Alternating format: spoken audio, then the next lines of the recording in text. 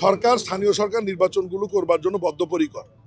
City corporation, পৌরসভা, উপজেলা, জেলা পরিষদ ও ইউনিয়ন পরিষদ এই 5টি নির্বাচন করতে সরকারের প্রায় 6,000 কোটি টাকার প্রয়োজন হবে। মাননীয় প্রধানমন্ত্রী সমস্ত বিষয়ে অনেক কনসার্ন। আসলে তো বিগত 20 বছরে কিছুই হয়নি। এসব বিষয় নিয়ে কারো মাথা ব্যথাও ছিল না। সবার মাথা ব্যথা ছিল মেগা প্রজেক্ট এবং মেগা দুর্নীতি নিয়ে। আমরা কাজ করছি এবং দেখবেন যে 6 মাসের মধ্যে আমরা সরকারের বিষয়টা খুব একটা সন্তুষ্ট বা অসন্তুষ্ট কোনোটাই নয়। আমরা একটা ভঙ্গুর অর্থনীতি, ভঙ্গুর ব্যবস্থার মধ্যে দিয়ে দেশ শাসনের দায়িত্ব পেয়েছি, দেশ পরিচালনার দায়িত্ব পেয়েছি। এর মধ্যে দিয়ে আমরা চেষ্টা করছি এবং মাননীয় প্রধানমন্ত্রী সমস্ত বিষয়ে অনেক কনসার্ন। উনি সমস্ত বিষয়ই নজরে নিয়ে আসেন।